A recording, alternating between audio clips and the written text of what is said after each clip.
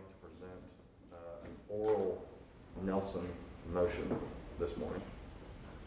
Okay, Mr. Tillis, you can stay seated, but raise your right hand. Do you solemnly swear or affirm to tell the truth, the whole truth, and nothing but the truth, so help you God? Yes, sir, I do. All right, put your hand down. What's on your mind, sir? Can the reporter hear me clearly? Mr. Tillis, I'll let you know if there's an issue. Just tell me what's on your mind. Well, the mask is the reason I asked, Your Honor. Okay, I have a couple of matters that I would like to address concerning Mr. Fletcher's representation. The first matter involves witness Cliff and how Mr. Fletcher's refusal to investigate and examine the witness has severely prejudiced my defense. And the facts are, Mrs. Gunter was seen alive in Louisiana on April the 9th, 2015. Ms. Gunter met her death sometime between April 9th and May 28, 2015, the day of my arrest. It has been alleged by the state that I held Mrs. Gunter captive in a soundproof room for an undisclosed amount of days, during which time I allegedly forced her to have sex with several other men. On April the 30th, 2020, I complained to the court that Mr. Fletcher would not examine my defense witnesses. The court subsequently advised Mr. Fletcher to examine the defense witnesses. 5 months later, in response to the court's advisement, Mr. Fletcher arrived at the jail and consulted with me on November 21st, 2020. I gave Mr. Fletcher a list of 23 defense witnesses that were listed in the April 30th complaint, whereupon Cliff's name did appear. That list has been entered into the record through the clerk of court. Cliff was staying inside my home off and on during the months of April and May 2015. That is during the window of time that Ms. Gunter met her death. Cliff was inside my home when I was arrested on May 28th. After I was arrested, he remained in my home alone for an undisclosed amount of time. Mr. Fletcher has repeatedly refused to locate and examine Cliff. Mr. Fletcher contends he will use witness Dale Beam in Cliff's stead. Dale Beam has never stayed or lived inside my home. Beam was not inside my home during my arrest, and he does not have the personal knowledge about the inside of my house equal to Cliff's knowledge of the house. Additionally, Beam resides in Louisiana. If in fact he testifies during the trial, he would have to testify Zoom. Where Cliff, he resides in Duval County and could testify in person, and he would have more knowledge to offer the jury. Cliff's testimonial evidence could establish Mrs. Gunter was not being held in a soundproof room inside my home, because Cliff has knowledge there was no soundproof room. And Ms. Gunter was not inside my home at no time during the months of April and May. Cliff's eyewitness to the matter makes Cliff a material witness that validates my assertion that alleged the confession regarding the soundproof room and Mrs. Gunter's presence inside my home was a bogus confession. That's the first issue. The second issue, it involves witness Snyder in Henwood and how Mr. Fletcher's refusal to investigate and examine these witnesses prejudiced my defense. I'll tell you what I want to do, Mr. Tillis, and I don't mean to cut you off. You're obviously reading, and that's fine. What I would suggest we do, since you're doing that, is that we make your document a written Nelson petition, make it a part of the court record, give me a chance to review it this morning, and then I'll ask Mr. Fletcher for his response, and we'll go from there. Obviously, I have no idea how I rule on it. Well, But we've got a jury waiting. You've got, it looks like a number of pages there, and we're just not going to sit here while you read. well, the jury waiting, Your Honor, the jury can wait. The law states that the Nelson What we're going to petition... do right now is you're going to be quiet, because that's my ruling. You've got those papers. I'm happy to have those admitted as a written Nelson petition, and I will review them this morning, and then that's how we will proceed. So if you will hand those to, if you don't want to file it, that's fine, but that'll be the end of it. But you can hand those to one of the bailiffs, and they'll give them to Madam Clerk. I would request the court copy them immediately and pass me a copy back. All right, we'll make sure we get a copy of it. And I would also like to place on the record that Torres versus State, the court is not following the procedure mandated for Nelson petitions. All right, Mr. Tillis, hand those to the Yes. bailiff. We'll make sure we have a copy of those, and we'll handle that matter a little bit later this morning after the court had a chance to review. Excuse me, No, sir, There's Mr. one more Tillis, issue. you need to be quiet now. Mr. Fletcher, any other preliminary matters we need to address? No, sir. Mr. Ibrahim, on behalf of the state. Yes, Your Honor, the state has submitted an evidence list. I gave a courtesy copy to Your Honor. I have it. I've given copies of the evidence to Mr. Fletcher and Mr. Metters as well. I have a notebook prepared with it all pre-marked. Hold on. Kim, go ahead. You don't have to. I mistakenly gave her a piece of paper that didn't belong in there, Your Honor. The last piece of paper. All right, give this back to Mr. Tillis, and then give it back to Madam Clerk, and Madam Clerk, at some point this morning, have somebody make a copy of it. Thank you. And give me. All right, Mr. Ibrahim, go ahead. So we have those documents. I have included within the evidence, Your Honor, copies of the transcript, which should be marked as a court exhibit only, because those do not go back to the jury. So everything else is marked and labeled. For the record, it's going to be states A as an apple through states 5K, no, excuse me, 5I. In the evidence list, 5J and 5K, the state is not submitting for introduction of that evidence yet. I have it pre-marked, but I have not submitted it. So it's through 5I, which would be states 113. Okay, anything else from the state? No, Your Honor. Mr. Fletcher, anything else? No, Your Honor. Do each of you solemnly swear or affirm that you will well and truly try the issues between the state of Florida and the defendant and render a true verdict according to the law and the evidence, so help you God? Thank you, you may be seated. And members of the jury, good morning, welcome back. Thank you for being prompt this morning. You have been selected and now sworn as the jury to try the case of the state of Florida versus Russell Tillis. This is a criminal case. The defendant is charged with murder in the first degree, kidnapping, human trafficking, and abuse of a dead human body. The definition of the elements of those crimes will be explained to you later. It is your solemn responsibility to determine if the state has proved its accusations beyond a reasonable doubt against the defendant. Your verdict must be based solely on the evidence, or the lack of evidence, and the law. The indictment that I read to you yesterday, or on Monday, and yesterday, is not to be considered by you as any proof of guilt. It is my job to decide which laws apply to this case and to explain those laws to you. It is your job to decide what the facts of the case may be and to apply the law to those facts. Thus, my job and your job are well defined, and they do not overlap. And this is one of the fundamental principles of our system of justice. Before proceeding further, I think it will be helpful if I explain the basic outline of how the trial will be conducted over the next few days. At the beginning of the trial, shortly, the attorneys will have an opportunity, if they wish, to make an opening statement. The opening statement gives the attorneys a chance to tell you what evidence they believe will be presented during the trial. What the attorney says is not evidence, and you're not to consider it as such. Following the opening statements, witnesses will be called to testify on their oath. They'll be examined and cross-examined by the attorney.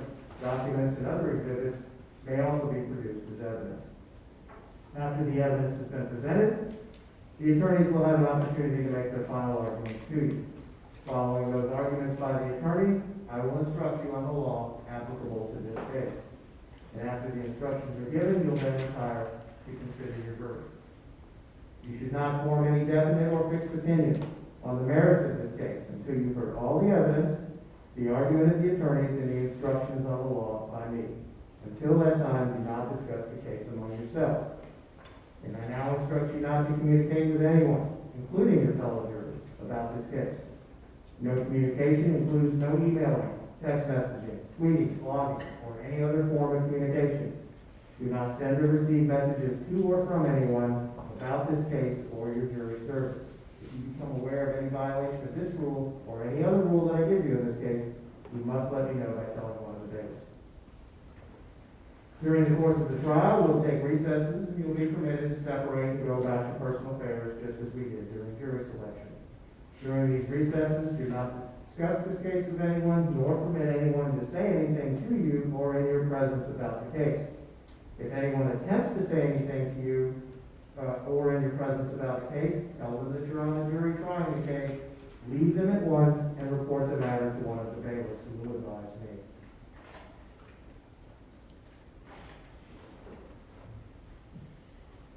In every criminal proceeding, a defendant has the absolute right to remain silent. At no time is it the duty of the defendant to prove his innocence. From the exercise of the defendant's right to remain silent, the jury is not permitted to draw any inference of guilt, and the fact that the defendant did not take the witness stand must not influence your verdict in any manner whatsoever. The attorneys are trained in the rules of evidence and trial procedure, and it's their duty to make all objections that they feel are proper. When an objection is made, you should not speculate on the reason why it is made. Likewise, when an objection is sustained or upheld by me, you must not speculate on what might have occurred had the objection not been sustained, nor what a witness might have said had he or she been permitted to answer.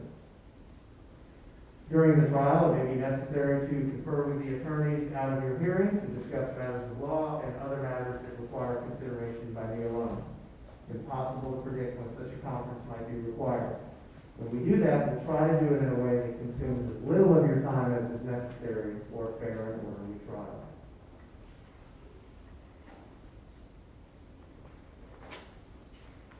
If you would like to take notes during the trial, you may do so. You've been provided with a notepad and a pen for your use. Try not to write on the cover page of the notes. That'll keep your notes from being accidentally read whenever they're collected. Do not take the notepads with you from the courtroom during any recess. During recesses, particularly an overnight recess, they'll be collected by the bailiff and locked and secured. After you have completed your deliberations and been discharged from jury service, the bailiff will collect your notepads one final time and turn them over to the clerk, where they will then be destroyed. No one will ever read your notes, including me. If you take notes, do not get so involved in note-taking that it distracts from your listening to and evaluating the evidence. Sometimes it can be difficult to take detailed notes and also pay attention to what you hear from the witness stand. So make sure that that does not occur. And if you take notes, remember that any notes you take are for your personal use. Do not compare your notes with other jurors in determining the content of any testimony or in evaluating the importance of any evidence. Your notes are not evidence, they're not a complete outline of the proceedings, and you should not treat them that way. Above all, your memory should be your greatest asset when it comes time to deliberate and render a decision in this case. On the other hand, you're not required to take notes if you don't want to. That decision is up to you individually. But whether or not you take notes, rely on your memory of the evidence and do not be unduly influenced by the notes of other jurors. Deciding a verdict is exclusively your job. I cannot participate in that decision in any way. So please disregard anything that I say or do that makes you think that I prefer one verdict over another. This concludes my opening instructions to you. I'll have a final, more detailed instruction on the law for you at the conclusion of the case. We will now proceed to opening statements. First from the state, Mr. Rogers. May it please the court. Yes, sir. Counsel?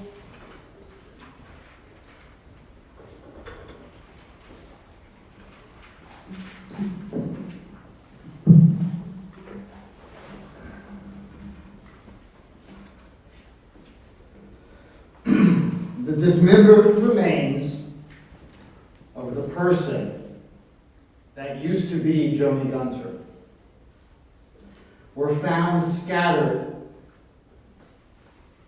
in the booby-trapped backyard of this defendant. Joni Gunter's mortal remains were not found by accident. This horrific, shocking discovery was expected. Expected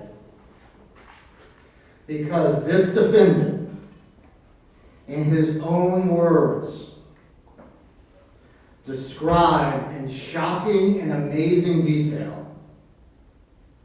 how he chained Joni Gunter to keep her trapped in his horrific home.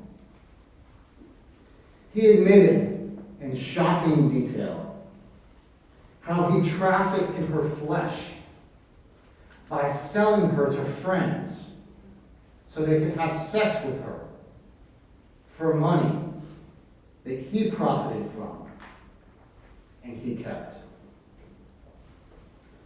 This man chillingly and amusingly describes how it's pretty easy to dispose of a body after killing it by using a sawzall, a reciprocating saw, to dismember the remains of a human being and bury them in various locations where they would never be found. He annoyingly describes how in Joni Gunter's case, he didn't have enough time to properly dispose of her remains in the swamp where he wanted to dispose of them, because he was busy cooking methamphetamine in his kitchen. And so he had to cut up Joni Gunter's body with that reciprocating saw and bury her in his own backyards. In 4 different holes in his own backyard. Holes marked with only the memory of the killer that put her there. Why this defendant decided to provide the vivid details of his sex slaves and murders is known only to him. But the evidence clearly demonstrates that this defendant was locked in the Duval County Jail with no expected or anticipated release. At the same time that he was locked in the Duval County Jail with no anticipated or expected release, his home was being condemned by the city of Jacksonville and was scheduled for demolition. And there was nothing he could do to stop the revelation that likely would occur once bulldozers entered his home and started destroying and digging around the foundations. This defendant began speaking to a fellow inmate, Sammy Evans. Sammy Evans, a person who has committed a horrible crime himself, and is facing a lifetime in prison with no anticipated release. So this defendant approached Sammy Evans, and they began to work on their cases together, talking about what kind of motions to file, giving advice on how to handle legal matters. They started talking more and more, and Sammy Evans actually paid this defendant for his legal services by giving him commissary, honey buns, things that have value in the jail, snacks. And Sammy Evans showed gratitude to this defendant for his assistance. The evidence may show that Tillis, this defendant, knew that Evans was going to tell the police about everything they talked about. There is even evidence to show that this defendant knew he was being recorded when he vividly confessed to this crime. His reasons and motives are his own, but Mr. Evans wanted to use this information to help his own case. So he went to the police and tried to convince them to help him. So as you can anticipate, the police said, Mr. Evans, we're going to need 2 things. we're gonna need it recorded, and we're gonna need the body. Otherwise, it's just a bunch of talk. Mr. Evans provided the recording, and Mr. Evans provided a map with almost perfect detail of where each hole was in the defendant's backyard and where the remains could be found. Because of this recording, you are going to be transported back to Bowden Circle East in Jacksonville's South Side in the years of 2014 and 2015. The following are direct quotes from this defendant's own mouth, from his own voice, from his own soul. I will say quote, and everything I say after quote will be directly from this defendant until I close that quote. The property I own is scheduled for demolition. I figured, once they go over there and start plowing around on that property, they gonna find something anyway, I know I am fucking dirty. I've been dirty for a long time. I was picking up girls and locking them in that room. And he, end quote, he's referring to his brother, starting quotes again, would come over and fuck them. So I picked up that girl. Now, she was real pretty. She was about 26 or 8, a little brunette. Nice looking. She was real submissive. Jimmy come over and fucked her a couple times. I'd been fucking her for about a week, and so my brother came one day, and that day my brother was going to come over and fuck the girl. But when he got over there, the fucking girl recognizes him. She knew him from somewhere. How's that for fucking luck, huh? He freaks out. He says, man, you're gonna kill that bitch. I said, hold up, man, hold up. She's making me money. Jimmy was in love with her. He done gave me $300 one time to fuck her. I said, wait up, man, that girl's making me a lot of money, man. I don't want to get rid of her. I got a couple of guys coming over there and fucking her, and they're paying me, you know what I mean? And she's fucking locked up in a soundproof room. And all of a sudden, she recognizes my brother. My brother. He's like, man, you gotta kill that bitch.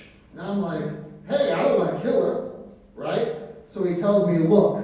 And then I say, look, man, I got something to do this afternoon, referring to cooking the dope for Jimmy. I don't have time to get involved with that right now. Let's just put it off for a couple of days. Nah. He didn't want to leave. Nah. I can't leave, man. You gotta kill her before I can leave. I said, well, you kill her. Man, you take care of her, and I'll get rid of her. I don't know how. Then he starts the talk game, or whatever, and he talks me out of it. So he talked me into killing her. And I told him, I said, man, look, man, I'll kill her, but you cut her up. I'll kill her, but you gotta cut her up, man. I don't have the time it takes. About 4 or 5 hours to do that, to cut her up and package her so I could move her.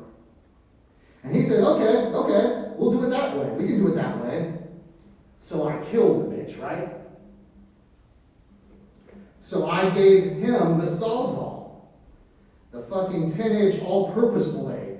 And I told him, hang her in the garage and tell him, look, man, just cut her up, man. Just cut her arms off and cut her legs off and get her down to the torso and leave her on the plastic. I said, I'll take care of that. So I gave him the Sawzall. So anyway, he talked me into killing her. I kill her. I gave her the Sawzall. He cuts her fucking head off. And then he gets all squeamish. And I gotta get back to the shop. My wife is over there. I got a customer coming, and I got a car that I gotta put out. Blah, blah, blah, blah, blah. I can't stay. He's just talking now to get out of it because he don't want to fuck with it no more. So anyway, he cuts her fucking head off, and then he gets all squeamish, so I fucking finish. Doing it right, and then I decide to put her down in my yard instead of taking her down the street. Know what I mean? So I dug a hole in the fucking backyard, put her down. Well, I keep her locked up in a soundproof room. She ain't have no problems. She don't cause no trouble, you know. And you fuck her when you want, and then the guy comes over, you rent her out, you put the money in your pocket, and don't say nothing. You get tired of her, and get rid of her, and get another one. End quote. Towards the end of this recorded conversation, Mr. Evans asked this question to the defendant. Mr. Evans, did you feed them? Do you clean it all up on them? The defendant's answer, yeah, you had to feed them. Oh yeah. It wasn't really personal then. It was more business. End quote. You will hear all of those words clearly for yourselves. And you will hear much, much more. So you have to understand, even for grizzled police detectives, hearing this is somewhat shocking. They still didn't have anything really to go on. They don't know who Joni Gunter is. There are lots of women reported missing, but nowhere in the wire are these women named.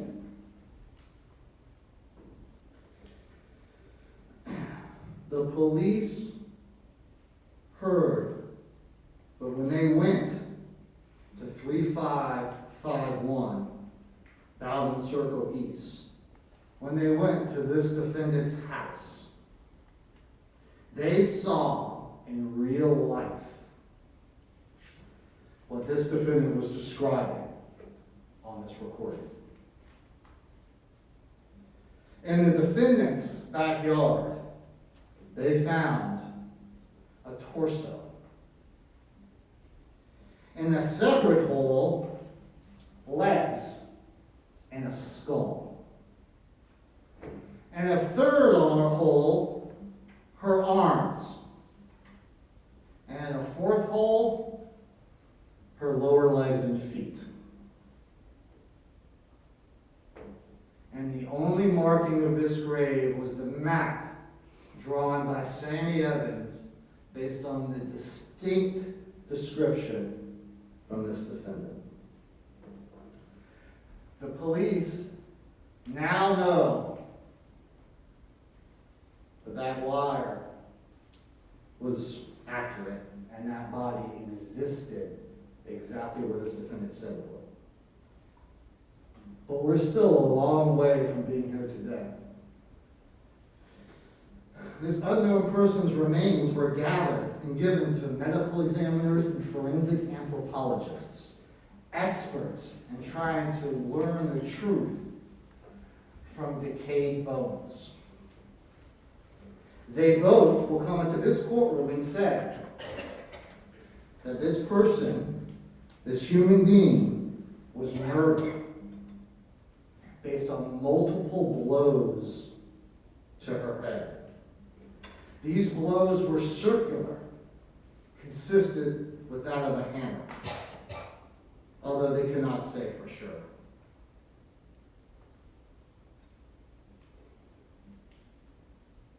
The forensic anthropologist will also discuss how she can tell, based on the markings on the bones, that a reciprocating sawzall was one of the instruments used to dismember this body.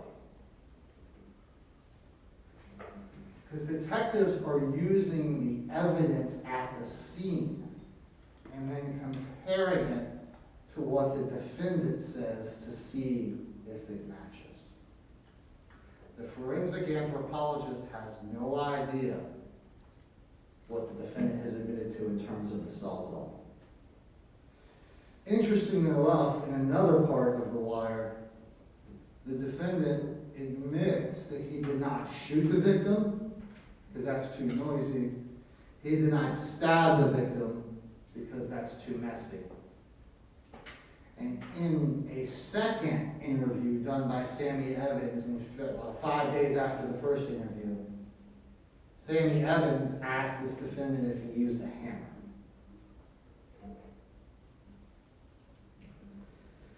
That's not all the police find on Bowden Circle East. They find multiple rooms with blocked out windows, similar to what the defendant describes as a soundproof room.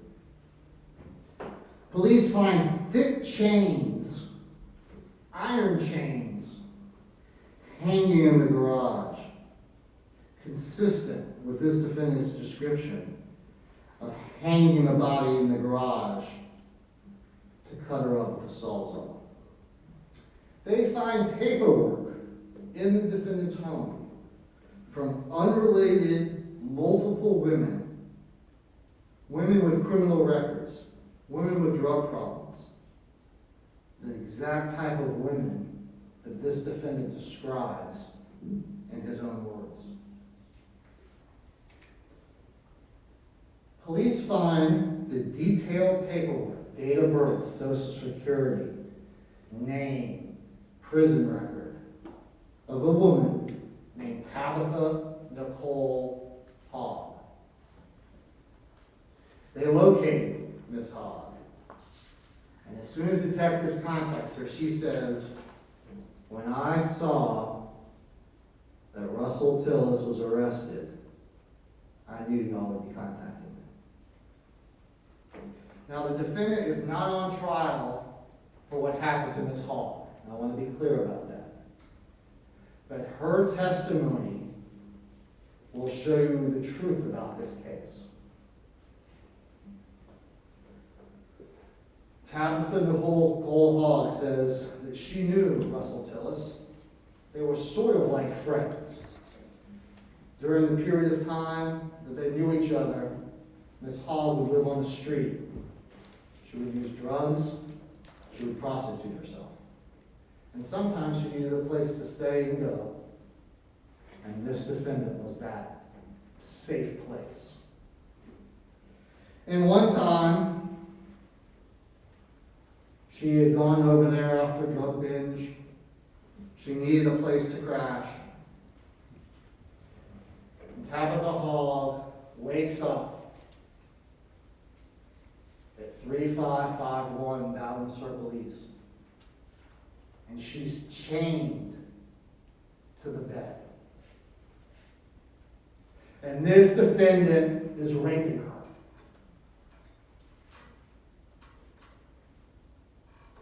Sounds a little familiar.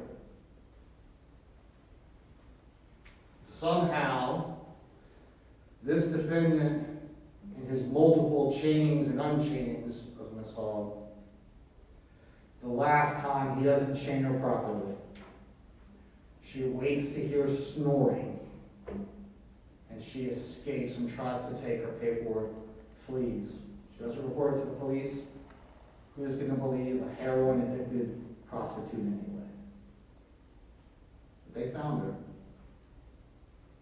Oh yes, they did.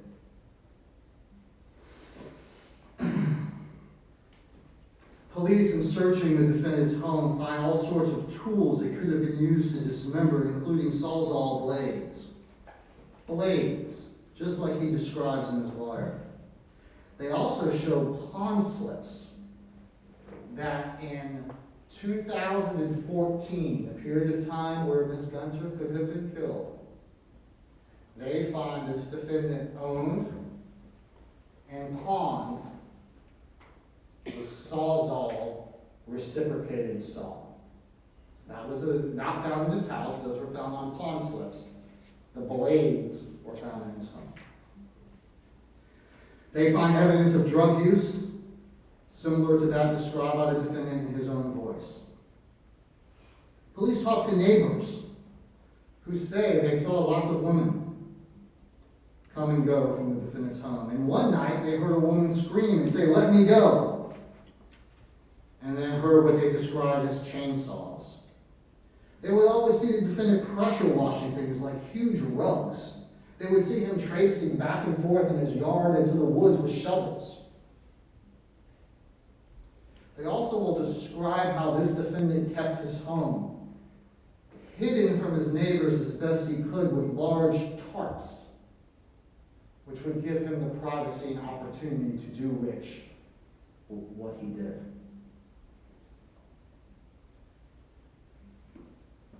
And finally, the police were able to make an identification of that torso, those legs, that head, those arms, and those feet. Thanks to the University of North Texas Missing and Identified People's Lab in North Texas, they do DNA testing on remains. And when they did the DNA testing on the remains found in this defendant's backyard, they got a match to Joni Lynn Gunter.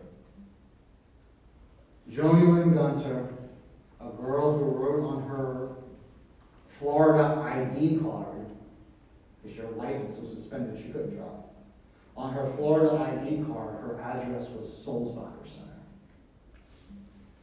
A woman that had been in and out of prison, a woman that had prostituted, a woman that had drug addiction in her life. The exact type of woman described by this defendant. But Joni Gunter had a family that loved her. And although they did not report her missing in the formal sense of the word, her sister Ashley Gunter had posted in social media, "Hey, has anyone seen my sister? Although we haven't seen each other, we go for periods of time without seeing each other, it's been too long. We should have seen each other by now." And obviously Joni Gunter could not make those calls. Now I anticipate that there will be claims that this confession is a make-up play, movie, skit, drama. So this defendant can get a death sentence because he was depressed. But you're going to have the opportunity to listen to that wire, to listen to that recording. And you will know that this man's very, very small backyard was littered with the decaying body parts of a human being, littered with the body parts of Joni Gunter. And his underlying motives for why he admitted this are irrelevant when the police are standing over and exhuming Joni Gunter's dismembered and murdered body. You will know the truth when you hear from Tabitha Nicole Hogg, who had almost an identical experience only to escape. When you see the photographs of this defendant's home and weigh all the corroboration that exists, you will know the truth. That this defendant bashed in the head of Joni Gunter with premeditation, and during the course of the kidnapping, confining her, and during the course of the human trafficking where he was selling her flesh for money. You will find that this defendant dismembered and disposed, grossly abusing the dead body of Joni Gunter. The evidence is shockingly and overwhelmingly evil and true. And we are confident in your eventual verdicts of guilty as charged to each of the 4 counts of the indictment. Thank you. Thank you, Mr. Mizrahi. Mr. Fletcher? Thank you, Your Honor. May it please the court? Yes, sir. Counsel. Yes, sir.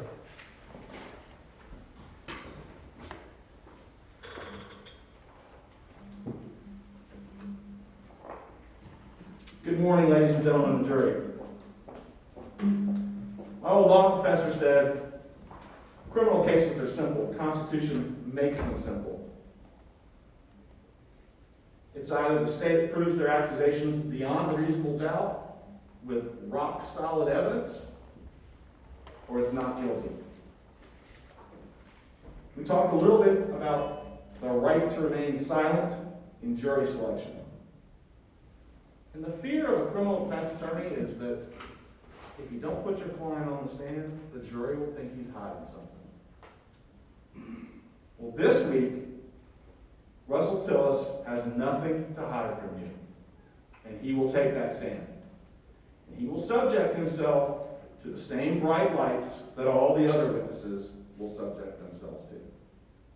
You will hear from Russell Tillis, and what he is going to tell you is something he's been trying to tell everybody since the day he was arrested in this case.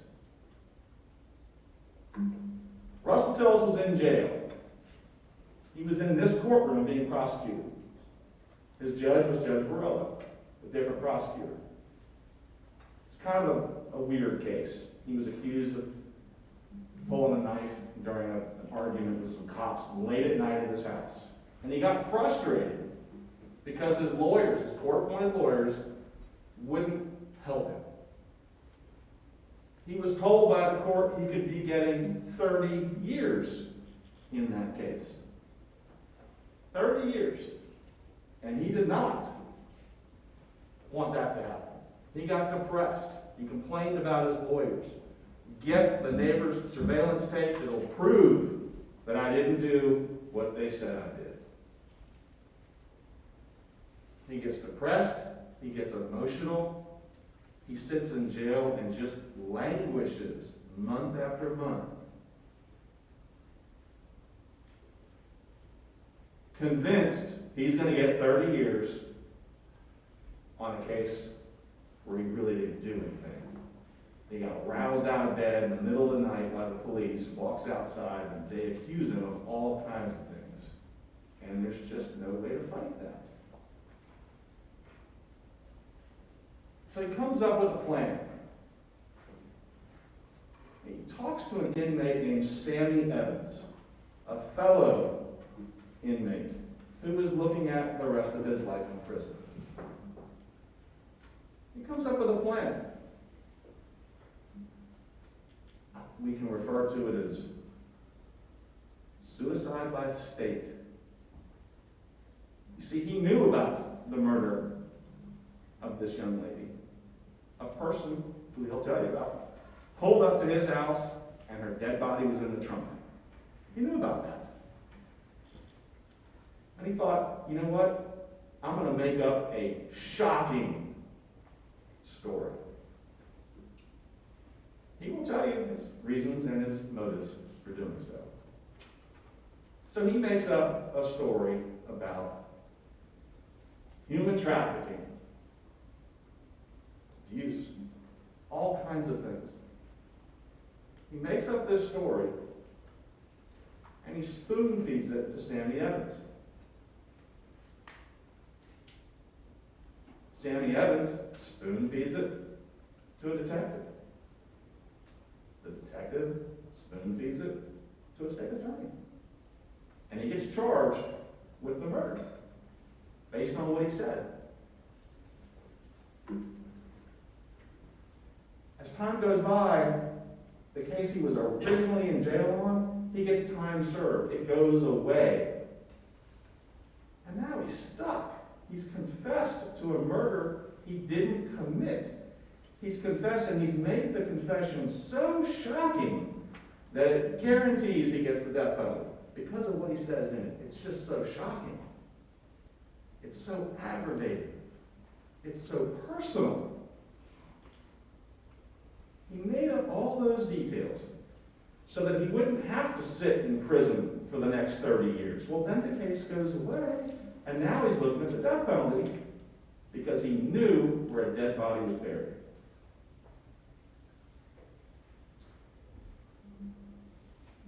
He got so depressed at one point when he was looking at that 30 years that he ate every pill he could get his hands on in the jail, other people's medications, trying to kill himself. He actually spent a couple days in the hospital over that.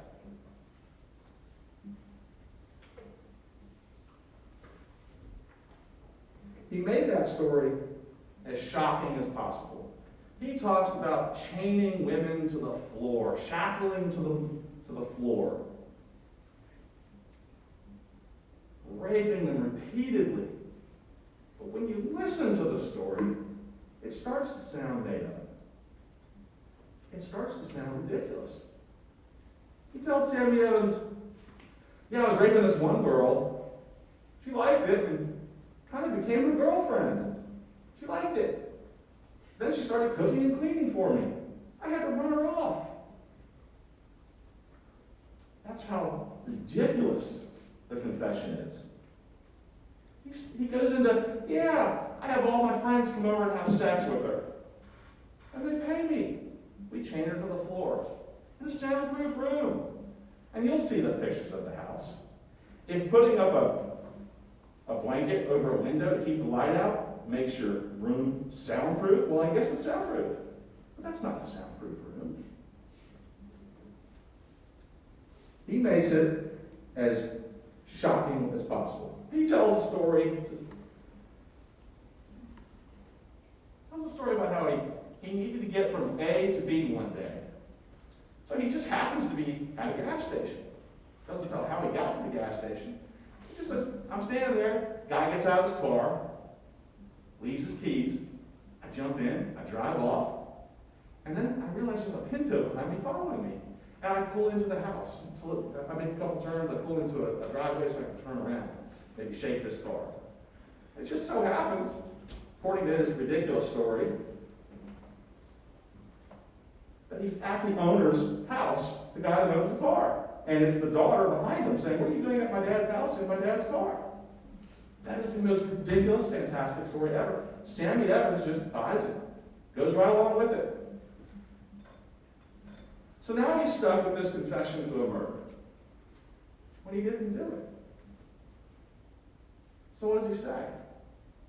He says, get Sammy Evans in here. Sammy knows. Sammy told me he was wired. I told him I'm going to spoon feed him this story.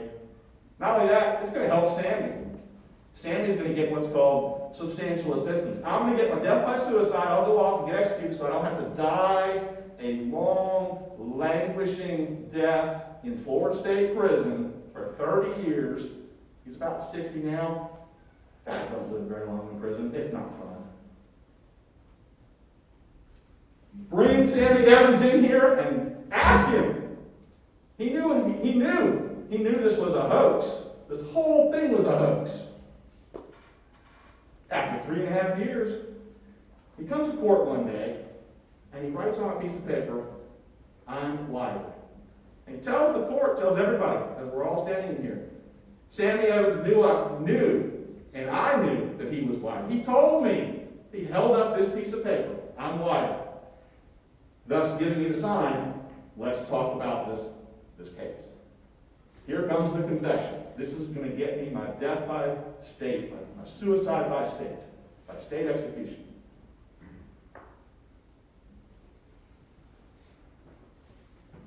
More time goes by. Finally, guess what happens? Sammy Evans says, okay, he knew I was lying. He knew I was lying. I told him. He's in on it. He's in on it because it gets a big chunk of his time that he's looking at taken off. You'll hear about how it works. So that's what you have. You have this shocking, made-up confession. Did he know the body was in the backyard? Yes. But everything else, everything in that confession is fake. He didn't do it. He knows who did it. He'll tell you that. And he's been dying to do so for years.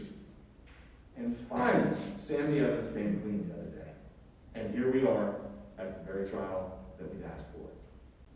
And at the end of it, we're going to ask that you find Russell Tillis not guilty. Thank you.